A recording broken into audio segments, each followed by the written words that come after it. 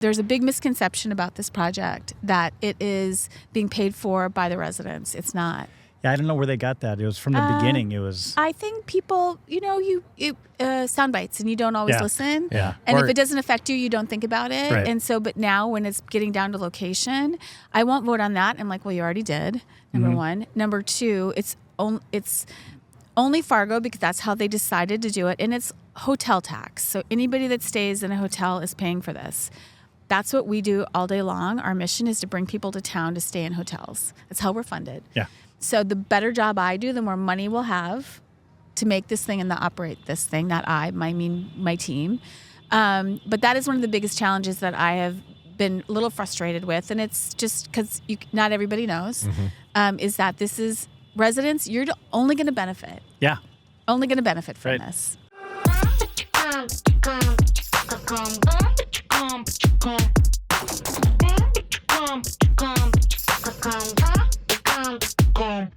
So everything's on, everything's running.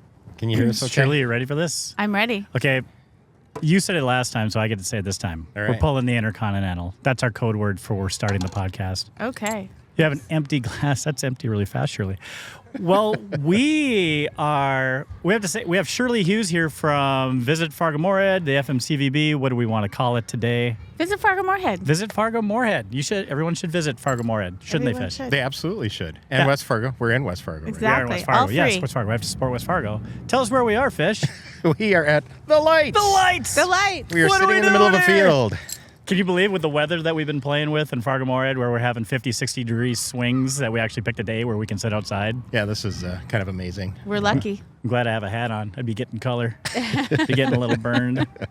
But yeah, we are lucky enough to be outside the lights on the plaza, which is the spur of the moment. Shirley, thank you for setting kind of this up. I think I challenged you to find a place to be, and you came up with this. So this is I great. just love the whole center thing with the buildings around, and I'd been in their offices and I'm like, wouldn't it be fun to sort of look down, and instead of looking down, we're on. Yeah, we're so on. It's amazing. We're on. So we're having another first. So we had our first podcast at the aquarium at Dempsey's with a harp in the aquarium. It's Yes. our first harp on the podcast. It was Matt Wilson's first podcast, and this is our first location was at Bruhala. Oh, fun. Another This is good our one. first outdoor podcast. I love it. We're having so many firsts in our first year. So many of this firsts. thing. I It's love great. it. We could just make up new firsts every time, though. It's like, Right. First time I brought this pencil to a podcast outside with Shirley. Well, Visit Fargo-Moorhead, we do understand all of the local attractions and the venues that are good to visit, so we could always help you. Wow. Ooh. She's a professional. Look at that. So you're running for office too? Is that what I'm understanding? That was great. No. No, absolutely not. I am not. No. You've come back. There's a long story. You used to be here and everything. You've had a ton of interviews. So how long have you been on the job now at CVB? I think it's almost 8 months. 8 months. And everything I read about you, you're telling the same story over and over again. So maybe we shouldn't, is what I'm thinking. It's like, my story's getting old. no, I don't think so. Or I we're mean, going to change it up for you. yeah, we're doing it for your benefit. Maybe there's other things of Shirley that we want to investigate and get a little bit deeper on. Not religion or politics, actually. Cool. Yeah. Because this is a podcast that says somewhat interesting, kind of relevant, so it Yes. doesn't really. Well, I think, one thing I want to know, you're just, before we started here, talking about your past career in marketing, advertising, things like that, or public Yep. relations and such. That's something we can certainly relate to. What most memorable moment during that career? Oh. Well, good or bad? Oh, either one. You know what? I've gotten really lucky. I think actually my most memorable moment and wow moment, even though I've met a ton of celebrities, was going to the Masters. Oh, okay. Going to the Masters. I'm a huge golf fan, but just the iconicness of the Masters and doing it at a VIP level because I had a client with me and long story, my sister agency is a global sports agency and they're like, got a client? I'm like, I got a client. Let's go. So it was incredible. Incredible experience. Okay, let's get nerdy. Your favorite celebrity that you worked with then? That I've worked with. Has no one asked you that question yet? It's been a long time. I mean, I've done a lot with a lot. There's people that I interacted with personally, and there's people that it was just sort of over email or through. How about Conan? Did not Conan work. O'Brien? Have not worked with him. Well, okay. Did not work with him. We're just going to ask everybody if they know Conan O'Brien from now on. No, sorry, don't okay. know him. I mean, We could wrap this up. Okay. We did a project. One of my teams, we did a project with Sarah Jessica Parker, who was lovely for Hallmark. Oh. And she's a card writer. She's writes and she reads and all the things. That was lovely. I didn't really get to work with her, but the project went really, really well because of how responsive she was, which was great. One of the best hellos, nice to meet you, was Elton John. Oh, really? Yeah. That's fun. That was pretty cool. Because he's a knight, and that makes it cooler. Sir Elton John. Sir Elton John. And it was right when the movie came out about his life with Taron Egerton. Yeah. And so it was like, not that he's always been a celebrity, obviously, but just he was telling his story through the movie. So that was actually really fun to get to meet him. And yes, there's been a lot of those fun things along the way. Working with celebrities and things like that. What has been your role in that? What have you done with them in the past? So in the whole time that I was in Los Angeles and worked on the agency side, we represented brands that wanted to immerse themselves into pop culture. And that could mean a movie promotion. That could mean product placement in a movie, like, your Kirkland water bottle. We placed that there on purpose. Or it could be, again, there you go, Costco. Thirst quenching. Kirkland water. It could be helping them with their PR around sort of lifestyle initiatives. Again, talent and celebrity deals, so negotiating for the celebrity to be their spokesperson for a year or for a small project. Anything to do with pop culture, gaming. At one point in time, the agency I worked for, the team, we did all of MasterCard's global esports work. So doing the negotiation with Riot Games to actually executing at all the events. So that's just examples. So anything in pop culture, fashion, music, beauty, anything.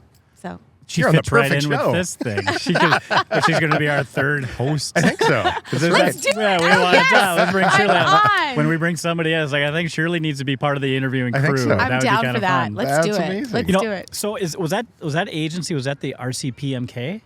So I worked for a few. The last one that I worked for was, to bring it old school, Rogers & Cowan, one of the original publicity shops for talent in Hollywood.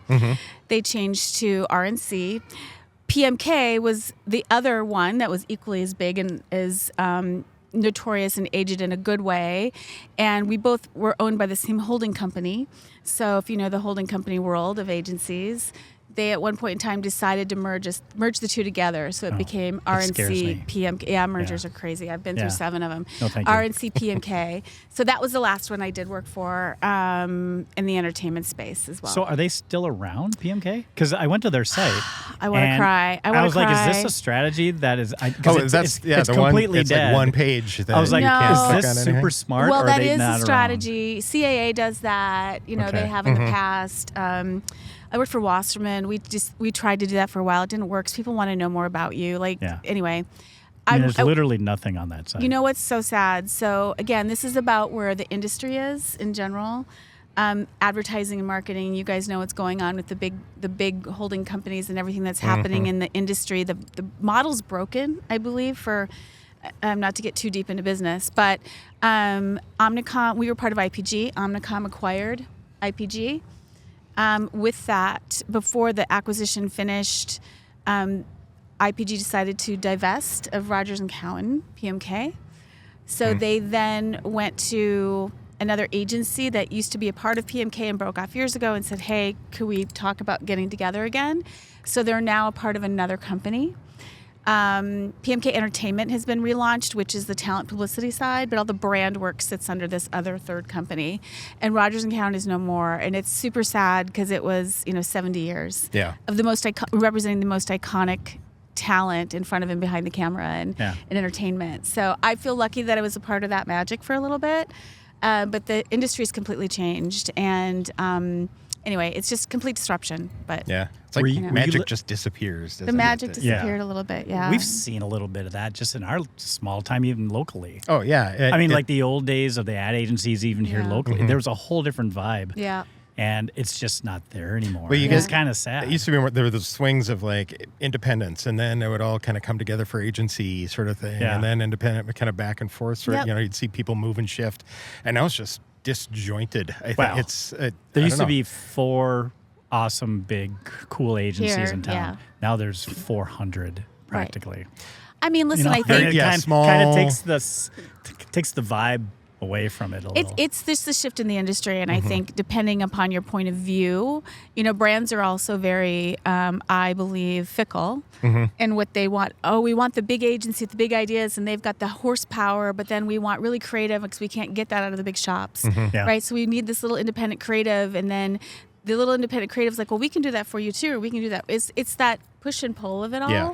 And I think there is a balance. I just think that it's disrupted, and I don't know if there's any fix. I think AI is definitely going to change that, even in how sure. things are shot and produced. You guys probably know better than anybody, and what that does in a good way and a bad way into the creative Yeah. universe that we're Well, all in. and not just the makeup of the agencies themselves or who's doing the work, but just the technology and the niche areas that you can show up in, and Yeah. just how specialized in some cases, in order to really do it effectively, you have to be. And I think that's really tough. Yeah. To me, that's part of the reason that things became so Yeah. fragmented too, Yeah. is that you have your social media niche versus like the old way of the big. Mass media, TV, radio, print, and now it's just so segmented and teeny but tiny. you know what you can't replace, in my opinion, is passion. Yep. And So people and passion, right? people and You passion. should read and my the- latest article. I'm telling you. Oh well. Promotion. That yeah. was an inserted ad. Read my latest article. You can find it at World Wide Web. The Give them World address. Wide Web. No, I'm not The gonna go Google ahead. machine. Yes. I just think that's what's missing with anything in business, right? Is passion and connection. People still want to do business with people they know and Yes. trust. I do believe that. Love it. And even in the industry that we're in tourism, we're talking to meeting planners and tournament directors and all the things that are different, but it's still a relationship business. And your facilities and your city has to be great. But anyway, I think that's what's ripped out of what's happening in agency life. Yeah. And I think that's why the big agencies, the big conglomerates that are, we want to be the biggest and get all they're all breaking apart. Yeah. They're all breaking apart. So anyway, we could talk about this for Well, hours. I know but- we are Yeah, going down Yeah. a huge marketing tangent, but I I mean, know. in a good way, and it's often said, but I do believe it, that we, in our area, and welcome back again, Thank you. we are insulated from it a little bit. A little bit. Because there's such a mix still, because we're in such an area that we have to deal with. We talked about this not too long ago. We have to deal with rural markets quite a bit With too. rural, yeah. So where digital inventory is low. Yep. So we are still hammering radio. We're still doing a little bit of broadcast. We're still forming the relationships with local small newspapers. How fun is that, Showing up though? in communities. Yes, I mean, that's one exactly. thing that we talk about is like, Yeah. the boots on the ground. I Right. can't believe those words just came out of my mouth. But yeah, that sort of stuff and the personal touch of it all. And that's where the passion lies, I think, is the Yeah. people But, willing to go out and do those things. But I do think that leans into, again, and I'm going to use a term that's been overused a little bit, especially in the past couple of years. But That's all it's we use are overused terms. overused terms. It okay. still rings true, I think, and that's why sport is so is still growing. Is that people want experiences, and that's why the music. I mean, this venue is a music venue that we're sitting in, right? This is a hockey rink in the wintertime, right? Little kids, when they're here for international squirt hockey, and they can go to all the beautiful facilities we have that are tournament ready. The kids that are coming from the south, they want to play outside because they never get to. So this is a facility like that. But people want experiences, and I Yeah. think again, music, sport. I think theater, all of those things. That's why those things only gotten more popular. The Sadly, though. escape room. When The I escape room. opened that, I mean, that was win or lose. People were just happy. Yeah. I mean, they went in and even if they didn't get out, even if they didn't find half the stuff, they had a great time because it was a new experience that they did that wasn't just sitting at a bar or something like that or watching TV. It was something that they were immersed in Yeah, and, but and, what- had to And be that's part about of it. people, Yeah. right? The People. challenge we're seeing, though, is that for years, obviously, who's the number one demographic that the businesses want to go after? It's the young millennials, call it whatever you want. But we're dealing with the COVID kids where they don't want to go out. And so we're trying to get them to get out of the house and go do things. And we aren't winning that battle. Those kids aren't wanting experiences. And so we're trying to figure out what's gonna take. Are we going to draw them out? Or are we just going to say, you know what?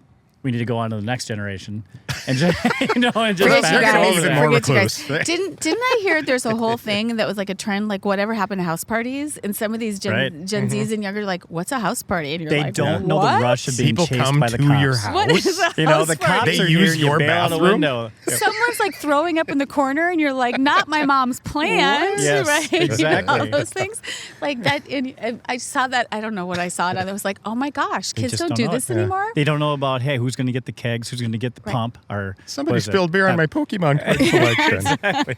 Oh, let's reminisce about those days. Exactly. Let's move on because you're all about entertainment and everything. So let's get geeky a little bit.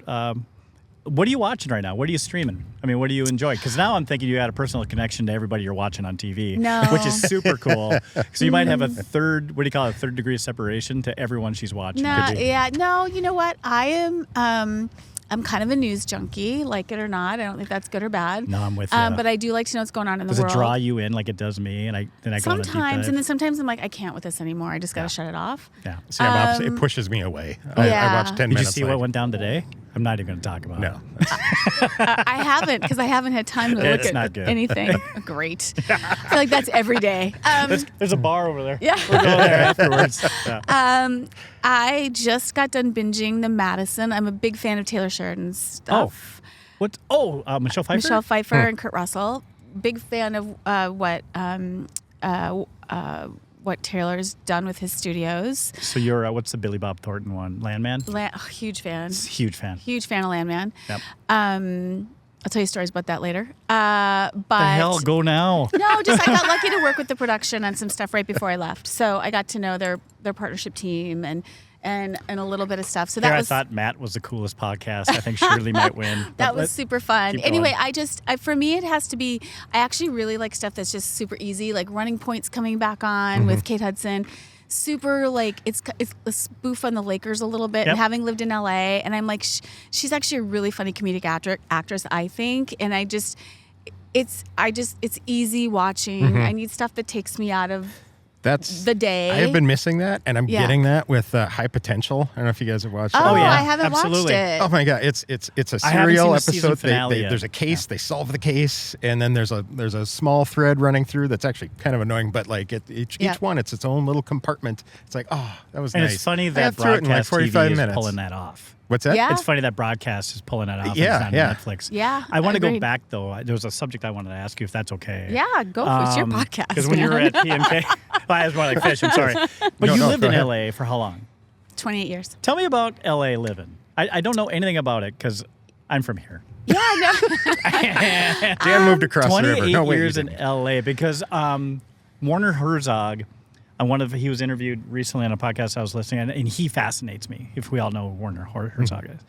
And how he really went deep as he does on things, how LA is basically the center of the universe, kind of, because everything's coming out of there. The technology, the talent, all that. There's a bunch of labs there. Yeah. Oh, good. And she doesn't feel good about that statement. No, listen. Where is this going to go? I think That's a pretty bold statement. it's a bold Everything- statement. Hearing him talk about it was just like, yes, Right. I believe everything. It was he's the saying. voice that did. Yes. Right? I had a love-hate relationship with LA from the minute I got there to the minute I left. Now, I miss it incredibly, and it's not even the weather. It's Now, can you sum that up with like a lot of your relationships, or are you really focusing this on LA? LA. Okay. It was scared the bejesus out of me, and I moved and I didn't even think about it. And then I got there, and I got really lucky to get in with a great group of women. I think of us as like young ladies at the time, but I wasn't young. But who actually from there. And they proved to me, they all grew up Valley girls, right? But they proved to me that, like, because they say no one's from LA, but actually I was with 10 of my dearest friends in LA are from there.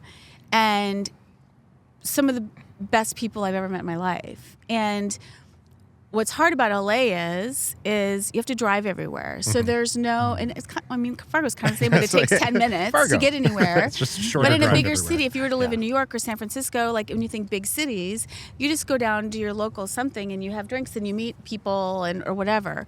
LA is a commuter city, so it's really hard, and from that perspective, and it's so ginormous. And pre Uber, that would have made that so much easier. Yeah, right. so much easier. But what I love about LA is that there's so many magical neighborhoods. Now I'm a beach person. My husband and I are beach people. I lived in Beverly Hills. I lived in Hollywood. I lived in Brentwood. I lived in Marina Del Rey. I lived in Manhattan Beach. I lived a little bit of everywhere. So were you squatters just moving from house to house, or no. what? Didn't pay a cent. No, It really worked out well for them. No, we didn't have to quite do that. But anyway, so just when you're there a long time, you know, you tend to move a lot. But it's really a magical place. What I will say, the past 3, 4, 5 years, just getting anywhere is just so hard. We don't have public transportation, you know, really. Right. And the drive, because I would have to drive sometimes 2 hours one way to the office, just tough. It just sucks it out of you. That would. Even though I traveled a lot, but and it's extremely expensive, right? And so there's some point in time you're like, oh God, this is just, you know, no matter how successful. Well, I guess if I was, you know, hugely successful, it wouldn't matter. But I love hate. For the first 10 years, I'm like, that's it. I'm going to go back. I was interviewing in Minneapolis. I was looking at all other places. And I always stayed because I got bigger, cooler, better jobs. I met my husband.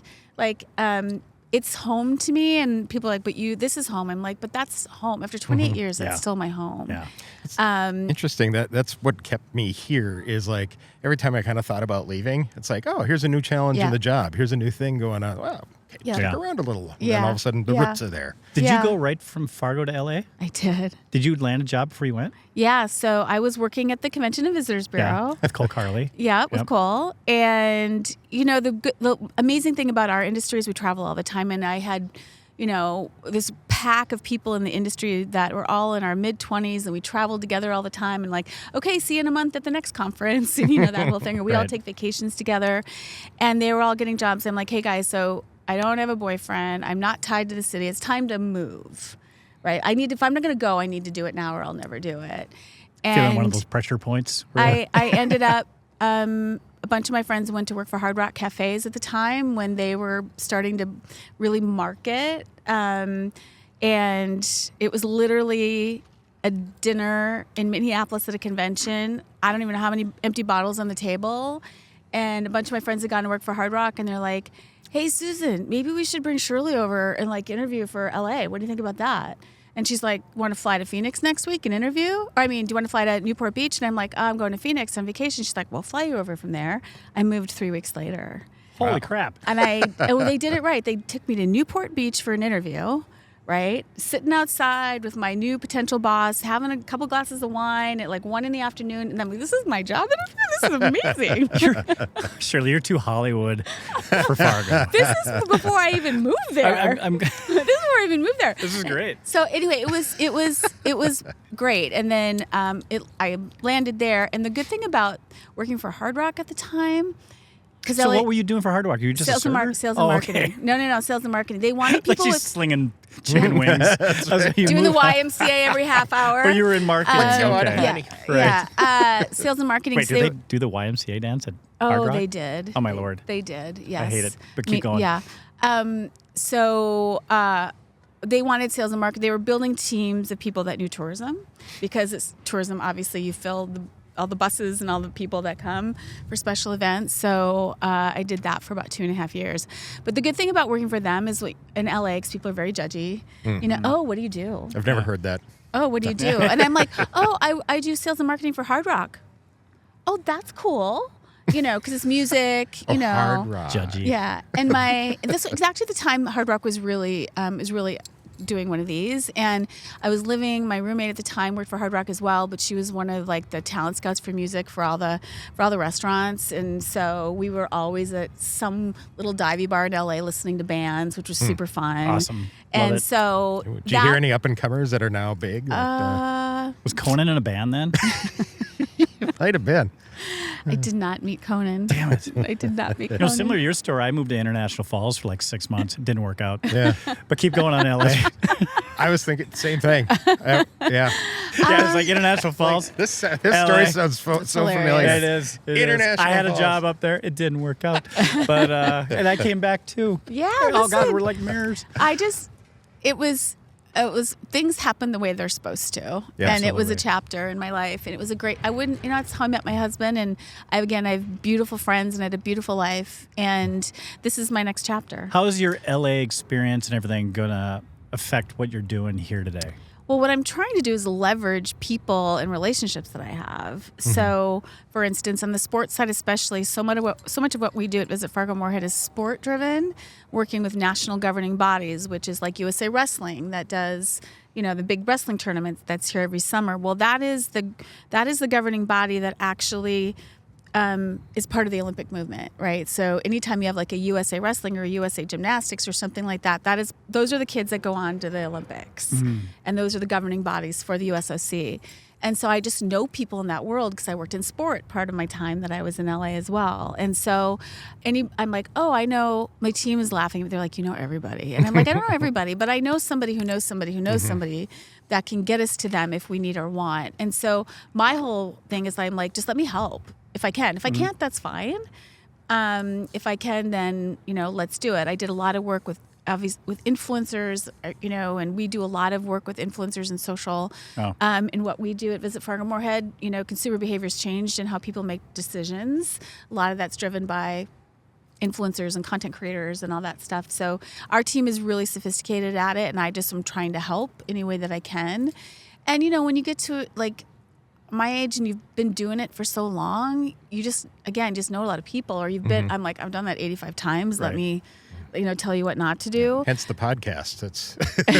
We'll bring on people we know because we've worked with everybody at some point. We're not intimidated at all. It's like, we've all been through it. We've all been through it. And so I'm just here to help, and then just be, I'm a big thinker, and I just have lots of thoughts about how our community, it does punch above its weight, but also that we can do that even more. That's as well. that's a kind of a good segue to a question I wanted to ask you about. So, being away 28 years, coming back, and like Yeah. you and I were talking, so many things have changed in that time, just even in the last few years. What do you see now as like this, come back and you say, oh my gosh, I can't wait to promote that or share that or get that out there, sort of, what are the big things that you see now that you think are just amazing that we might have just, kind of seen come along and aren't really thinking about? Well, I think, first of all, the sports facilities, to go back to sport, I didn't realize even on the hockey side what we have throughout all three communities, Fargo-Moorhead and West Fargo, what we have, the Hullward Aquatic Center, state-of-the-art, Olympic pool that we have that I didn't realize was here until about a year and a half ago. The Fargo Sports Facility, that the Park District, facility there. Yeah. All the stuff that across so many different sport, all that we have there. I think the other thing that I was very surprised and happily about was how big our corporate base is here. And knowing that, and I've heard two different numbers come out of the EDC and the chamber. One says 9, one says 11 or 12 billion-dollar companies here, right? Wow, and a DMA of our size, Right. like that's kind of unheard of. Yeah, that's usually a acronym. We work with the EDC, and that's like a touting thing. Look at all the headquarters that are here. It's insane. Do you know what I learned from Joe as well at his annual meeting, which I didn't realize, is that our community is the 11th most diverse economy in the United States. I knew that. I didn't know that. No, I didn't know that. But they talked about that at their annual. It's insane. They talked about that at their annual meeting, and I was like, wait, what? And we have a convention center coming, as you all know. And That's our next topic, by the way. Okay, but my point of that is it isn't just going to be about having the Soybean Growers Association or the gray hat makers coming. It's also Wait, the gray hat makers are coming to They town? are. It's also tapping into our corporate community. And as I had coffee one day with Tiffany Lawrence, the head of Sanford, and I said, every one of your doctors, nurses, anesthesiologists, everybody's a member of a nurses association or whatever they're a member of, and how do we bring a board meeting? How do we bring a regional meeting? How do we bring something I want to be back on this podcast because we are going to launch something at some point in time about. I was already thinking there's going to be a Shirley part 2. Actually, we're gonna There's gotta be. whatever it's going to be called. Yeah. It's something to. Hey guys, let's bring this home. Yeah. Right. You, Mr. Corporate. Bring one of the CEOs of one of the larger corporations said, "What can I do for you?" And I'm like, Yeah. "Bring your national sales meeting here. Yeah. That's what you can do for me." That's awesome. Yeah. So those are sorts of things that our corporate community is so strong, and I didn't realize how strong. My dad worked at Bobcat, at the factory in Gwinnett growing up. So I knew all about Doosan and all that, and I knew some of the others, Microsoft, obviously. I moved here, they're like, Delvron, right? And I'm like, well, what? I had no idea that had happened while I was gone, because that was, very obviously medical tech and all the things happening in medical tech and agriculture. In a variety of industries, but super proud about that. And, sorry, I'm just keeping talking. You can edit this out. What we also, There'll be no editing. You were at our annual meeting. Yes, I was. In the tourism industry, we say, this is maybe more for you. It starts with a visit. And we work closely with the chamber and the EDC because, number one, workforce, because if I don't have bartenders and hotel front desk people and line cooks and maids, housekeepers, whatever it is, we don't have an industry. So that's important for us. But also the EDC and the chamber, they won't recruit people to come live here. Most people don't go anywhere sight unseen. Right. Or you'll go to visit a community and you go, God, I think I could live here. Because you went there a couple times. Right. So we are part of that ecosystem. Yeah. And it all starts with a visit. And so that's why you have to have all these amenities to get people to go, oh, I could live there because my kids could do this, like bringing it back to the lights. Remember, I was doing some research. I'm like, oh, that's cool. They do yoga out here in the summer. We're a lot like Red Rocks. Are we? No.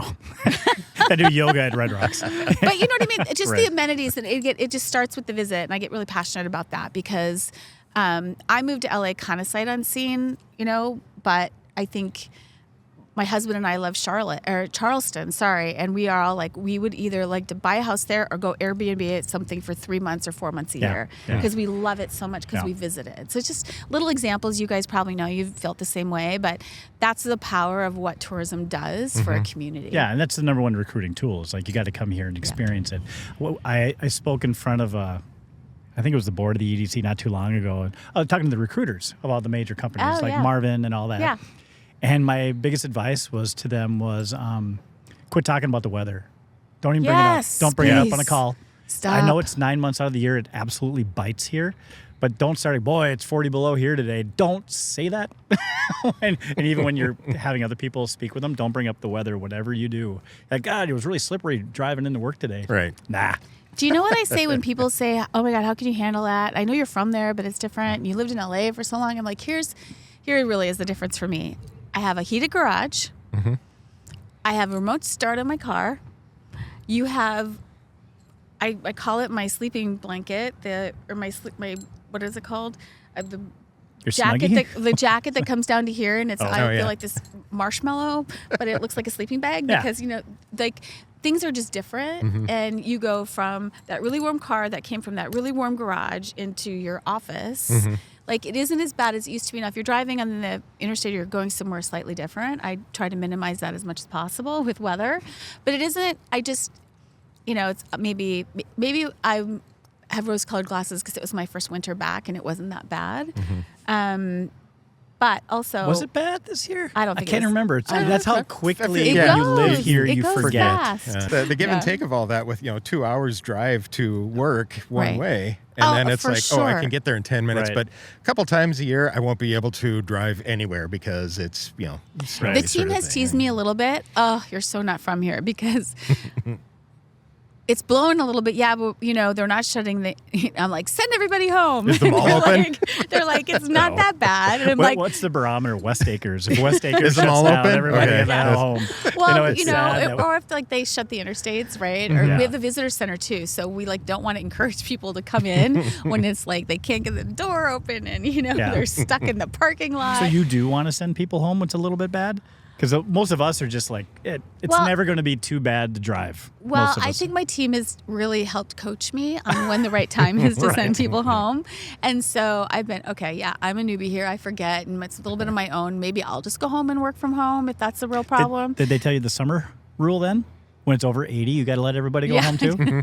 It works both ways. Listen, the mosquitoes are really bad. We got to go home. We got to go home. We have to wrap this up because, we do want to do a part 2, Shirley. Let's do it. But one topic I do want to bring up, because I'm sure you have the inside line. We're going to announce it today, major announcement on Full Frontal Nerdy. Who's chosen for the convention center? Have not chosen Come on, yet. Shirley. I just came from a meeting. We have not You chosen. did, didn't you? We have not chosen it yet. You Not were tense yet. when you walked in here. Is that what you were talking about? I was just busy today. Oh, okay. You guys have helped shake off all the busyness. That's what we do. Yay. If you want to do this weekly, we're here for you. please. That's right. I got to go again. Yes, you do. Wait, you're doing that podcast again? Yeah, it's funny for the convention centers because I've been reading. I keep up with it. Now, it was just now all these opinion pieces. That was an opinion piece in the forum the other day where it has to be downtown. Now, the new one came out. It has to be at the Fargo Dome. And I know in my heart where I want it, but I know where the feasibility of it, where it should be. And I know you can't say favorites. Listen, I have my own personal opinions. It doesn't matter. It has to be financially viable. I believe it has to deliver a great visitor experience. Oh, you want it to be a profit deal? Well, not What's only the fun of that? What the hell's that about? I would like But to. that takes out my heartfelt one. Yeah. Well, and then it also has to be right for whatever. It has to be right for the city overall. Yes. And it has to be operated correctly, and it has to be again a visitor experience is number. We have to. I keep reminding the committee. Let's remember the client. Like the meeting planner or the event planner that is actually going to be booking us, who lives in Columbus, Ohio, or, Jackson, Mississippi. They've never been here and they want to bring their group here, and they want to have a great visitor experience, whether that's us being nice to them or the facility or all the restaurants and hotels or whatever it might be. That is paramount, and we have to deliver on that promise or it will fail miserably, and that's what's most important to me. All the locations we have could be great. I think, some could be better than others, but they could all, at the end of the day, I'm just glad it's happening. And Right. That's a really good point. just glad it's actually happening. We're going to impact this community. If I could just do a really bad analogy, I worked for a startup before I got here, and he used to work at NVIDIA, so he's like 10 times smarter than everybody. Anyway, and he talks about the story of a startup, and you get here, and you get here, and here, and then right in here, it's all squiggly, squiggly, squiggly. But after that, you hockey stick. And I feel like we're in the squiggly, squiggly, right? Because we're going to hockey stick as a community, and not just because of this, but a lot because of this, because of the other stuff that will grow because of it. And we already know that we're growing faster than the average community because of what the EDC tells us and the chamber tells us and just what we know from data. But you throw this into the mix, again, I see hockey stick growth and economic development in other places. We just got to get through the squiggly. When's the decision to be made? You asked all the hard questions. What's that? You ask all the hard questions. Is it like within the month? Like within 30, I mean? We ideally were hoping that the committee would come out of this week with a recommendation to the commission on Monday of who we think they should choose. All 5 commissioners are on the committee, so they've been in the mix. They know what's going on. So I can ask that tonight at the mayor debate? You could. There could. They're. I'm going to just keep going. You could. I mean, just 2 of them have not been involved. Obviously, 2 of the 5. Right. But we will see. We have a big week if we can get to that point. Today's discussion was a big one and a heavy one. It's about financials. It's about a lot of different things. So if not, worst case, I'm hoping, personal opinion only, I hope we know worst case by the end of May. Worst case. I'm hoping not by far next. away. I'm hoping by. But then they have to start negotiations, and we all know how negotiations can go. Yeah, and I'm a local guy. I'm just, wherever it is, I'm excited for it to begin. Yeah, me too. I think Like, it's let's going to be just do it. great for Let's the just- city, Let's just do this. Yeah, let's get it done because Let's I just think go. it is going to draw a ton, and so many people in town don't really know what economic impact really means, and it's going to have a huge impact, when it gets here. Could I make one plea? I want everybody to remember, and then I don't mean to drag this out, but there's a big misconception about this project that it is being paid for by the residents. It's not. Yeah, I don't know where they got that. It was from the beginning. It was. I think people, sound bites and you don't always Yeah. listen. Yeah. And Or- if it doesn't affect you, you don't think about it. Right. And so, but now when it's getting down to location, I won't vote on that. I'm like, well, you already did. Number one. Number two, it's only Fargo because that's how they decided to do it. And it's hotel tax. So anybody that stays in a hotel is paying for this. That's what we do all day long. Our mission is to bring people to town to stay in hotels. That's how we're funded. Yeah. So the better job I do, the more money we'll have to make this thing and to operate this thing. Not I mean my team. But that is one of the biggest challenges that I have been a little frustrated with. And it's just because not everybody knows, is that this is residents, you're only going to benefit. Yeah. Only going to benefit from Right. this. I mean, So, that's how the vote was won. Yeah. But how quickly people forget, it's going to Yeah. be great. Yeah. Okay. How Let's much wrap fun her was up. this? We're It was going to do it amazing. again. Well, also, you're hired. I mean, like, Oh, right, I don't right, know right, if you right. were like knew you were interviewing for a third spot on the show here, God, but okay, I forgot to give you my rider. Well, maybe you had my rider. You already did the one thing I need with my I got rider. it. It's all taken care of. So we've got a couple celebrities lined up. So when we get them, I'll see if you know them. We might Oh. bring you into the conversation. Love it. Yeah, I made that up, but it's going to happen. It's going to be fun. But thanks, Shirley. Thank you, And I guys. think This thank was you super so fun. much. we're give a big shout out to the lights. Thank you, Yay. Mike and Yay. team. Here. Thank This is you. great. I think your team helped set this up. Sam, our did. producer, Thank you, the Sam. good podcast. That's all great. And then Mike Amundsen helped us set us up here at the lights. He's going to get on our agenda too. We need to talk to him. I Amazing. think it's going to And be great. thank you, weather gods. We should have, we have an Intercontinental that starts at, what's our sign how do off? we shut it down? I don't know. We should Shirley, come what up with should like a our- little you're in closing marketing. song or something. What should our sign off be? As our third guest host soon to be, what should our sign off be? I don't know. I listen to too many podcasts and I don't want to copy anybody else. So let me Thanks think. for bringing the pod. Let me think about it. I got a thumbs down from Sam. Sam's like, I didn't no. name the Thanks for podcast. I can't bringing even the get the pod. sign off. This sucks. I always keep it nerdy. God, fuck, that's gonna stick. I'm like, oh, it's not so bad, actually. Hey, Shirley, always keep it nerdy. Thank you. right. Fun.